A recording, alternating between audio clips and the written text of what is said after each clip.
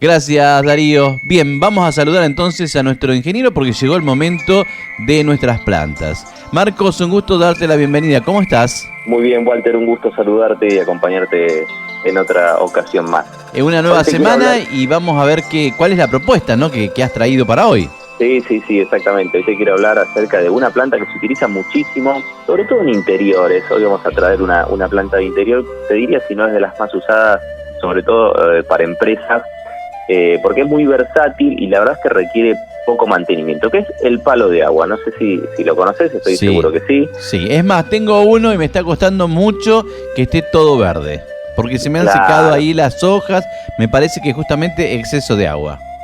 Exactamente. Así que vamos a hablar de esta planta que se llama palo de agua, y una de las cosas que más le suele pasar es que se muere justamente por exceso de agua. Pero bueno, vamos a empezar por lo primero, que es conocer un poquito de dónde viene. Es una planta originaria de África tropical. Nosotros le decimos siempre plantas de interior porque las adaptamos y crecen bien en el interior de las casas, pero tenemos que tener siempre presente que en realidad las plantas naturalmente se desarrollan en el exterior, ¿no? En este caso son plantas de zonas bajas de la selva, entonces son de zonas sombreadas, bien húmedas y cálidas sobre todo. Siempre por eso es importante saber de dónde vienen las plantas, conocer su origen, y nos va a permitir entender cuáles son esos cuidados que necesitan. Es muy popular esta planta en la jardinería justamente porque es muy fácil de cuidar, y la verdad que es muy linda. Es una planta de hojas grandes, lanceoladas, muy vistosas, y se hace muy grande si uno la llega a tener en buenas condiciones. Se cultiva, yo te diría que principalmente en maceta. Se la suele ver en tierra también, pero como es una planta que sufre mucho las heladas, bueno, es más común verla en maceta porque uno puede controlar, bueno, si la saca quizás en la temporada más cálida. Nosotros estamos en una región en donde suele hacer bastante frío, las heladas la matan. Entonces, a veces en aglomerados de plantas, debajo de algún árbol, puede andar en zonas más cálidas, pero en general en nuestra región no se la usa mucho en exterior.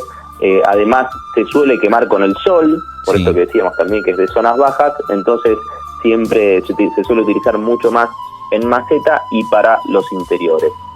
Es una planta que es fundamental, esto que te pasa a vos, que sentís que está excedida en agua. Bueno, suele pasar generalmente lo primero, que cuando nosotros tenemos una planta en interior, siempre es fundamental tener un buen sustrato en la maceta.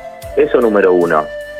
Tener una maceta que asegurarnos que drene bien, que la tierra va a retener agua, pero no se va a quedar encharcada. Entonces tiene que tener unos buenos agujeros la maceta, tiene que tener unas buenas piedras cuando armamos la maceta en el fondo, o chip de madera, carbón, alguna cosa que haga que la tierra no se compacte sobre los agujeros y permita la salida del excedente de agua.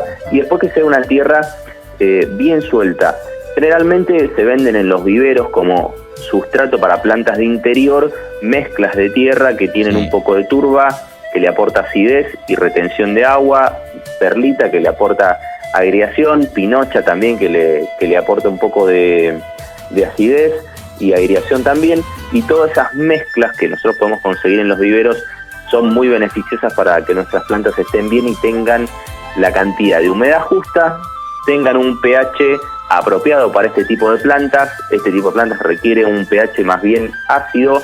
Eso le va a permitir tener mejor disponibilidad de nutrientes y retener la humedad necesaria como para que la planta se pueda desarrollar bien, y aparte provee generalmente mucha materia orgánica que la va a nutrir. Es una planta que suele florecer también cada tanto. Yo lo que recomiendo es que si tenemos una planta en buen estado que está floreciendo, para esta época suele desarrollar las flores para principios de la primavera, fin del invierno, sobre todo si está en interiores calefaccionados. Bueno, puede ser que tengamos floración quizás en distintos momentos. La planta no reconoce, a veces se pierde un poco cuando nosotros la tenemos en interior en lo que sería las distintas temporadas. Pero para mí no son muy vistosas las flores. Yo recomiendo siempre cortarlas porque en general ensucian mucho, enseguida se caen y ensucian y liberan un néctar que hace que se ponga todo medio pegajoso, así que yo recomiendo cortarla y hacemos que la planta no pierda fuerzas desarrollando las flores, ya que es una planta que principalmente nosotros la tenemos por el desarrollo de sus hojas. Y bueno, es fundamental esto que yo creo que te está pasando a vos. Siempre que nosotros tenemos plantas en interior, hay que cuidar. Sobre todo estas plantas que son tropicales, nosotros tenemos que cuidar que haya un balance entre lo que es la cantidad de agua, lo que es la luz, sí, y bueno, el sustrato que nosotros tenemos en la maceta. Y obviamente la temperatura, ¿no? Generalmente en interiores no tenemos el problema de que haga mucho frío, pero bueno, sí es algo que tenemos que considerar. Si nosotros tenemos frío, que tenga poca cantidad de agua. Y siempre tratar de que tenga la mayor cantidad de luz posible. Eso en un interior a veces nosotros decimos, la tengo al lado de una ventana, tiene un montón de luz, pero bueno, realmente es muchísima la diferencia de luz que hay desde un exterior a un interior, incluso desde un lugar que está a la sombra de un árbol o a la sombra de un techo con respecto a lo que es el sol directo. Para que nos demos una idea, cuando hay nubes, nosotros tenemos un 15%, entre un 15 y 20% de la radiación que tenemos un día soleado. Es decir, es mucha la diferencia. Si nosotros nos ponemos abajo de un techo o a la sombra de una casa, en un interior, es muchísimo más. Entonces es muy importante siempre tratar de ser conscientes y decir, bueno, ¿tiene realmente buena luz? Eso es lo primero y creo que es la principal causa que genera esto, que bueno, de repente te pasaste un poquito de agua, no retiene muy bien el agua a la maceta, y tiene que ver con estos factores, no solo con que la planta está pasada de agua, sino que quizás también le falta luz, entonces no tiene mucha actividad de fotosíntesis, no termina de sacar toda esa agua de la maceta, no tiene actividad de respiración la planta. Entonces es como que hay que tener ese cuidado de balancear, tratar de que tenga muy buena cantidad de luz, poca agua, si es que no tiene luz, como para cuidarla de que no le agarren hongos, y siempre obviamente que tenga buena temperatura, ¿no? Eso es fundamental porque este tipo de plantas, si nosotros la tenemos con frío y mucha agua, por ejemplo, tienden a morirse. Entonces es conveniente en la temporada de invierno reducir muchísimo el riego. Son plantas que puede pasar 15, 20 días, son esas plantas que te vas de vacaciones y volvés y están mejor y decís, ¿cómo puede ser si yo la tenía ahí, no andaba y de repente volviste de vacaciones y le salieron hojas nuevas y está bien? Bueno, eso tiene que ver con que a veces nosotros somos ansiosos y decimos hay que regar las plantas y en general no es tan necesario. Siempre recomiendo este tipo de plantas, mirarla, y si nosotros vemos que se están acartuchando las hojas, es decir, que se están cerrando como un cilindro, como que se están enrollando, bueno, entonces ahí la tenemos que regar. Si no, la dejamos. Si la hoja está bien expandida, bien estirada de los costados, la dejamos. Y esperar que se seque bien la tierra entre riego y riego. Generalmente 15 días, de 15 a 20 días es lo ideal. Así que, sobre todo si está en macetas grandes. Si está en macetas chicas quizás se seca mucho más rápido, pero bueno, a medida que la maceta es más grande, retiene más cantidad de agua. Entonces hacer los riegos bien espaciados. ¿Cuánto tiempo vive? ¿3, 4, 5 años? No, muchos más.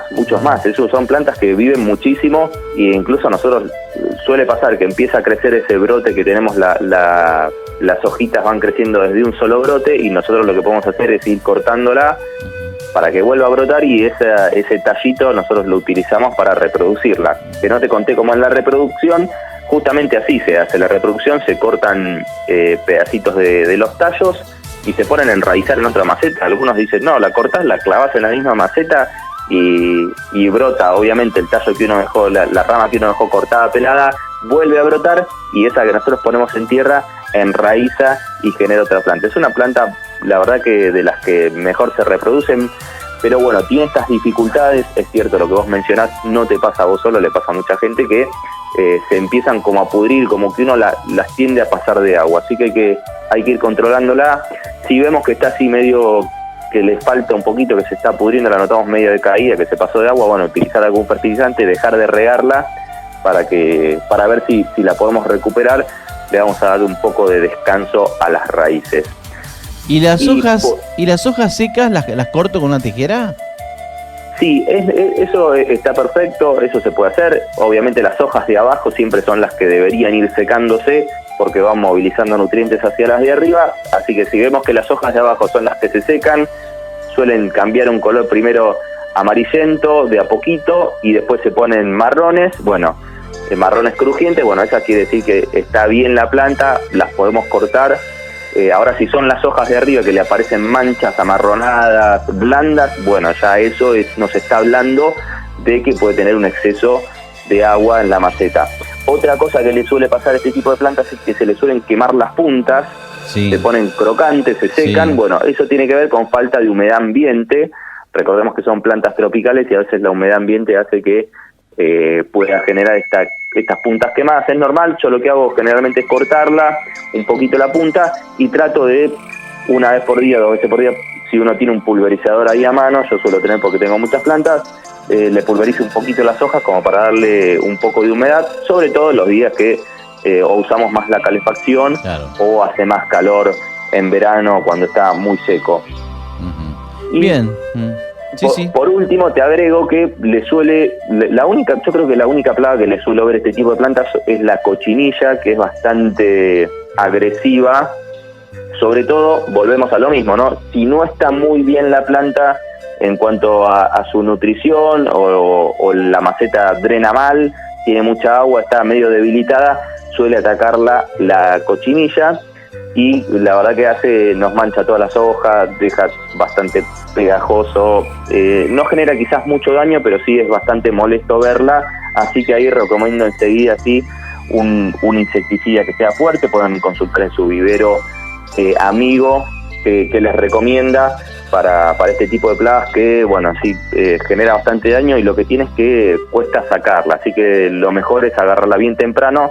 Lo vamos a ver ahí justo donde las hojas se unen con el tallo, en las axilas de las hojas, ahí vamos a ver unas manchitas blancas que parecen algodón, a tratar de atacarla lo antes posible para que no se nos haga más grave el problema.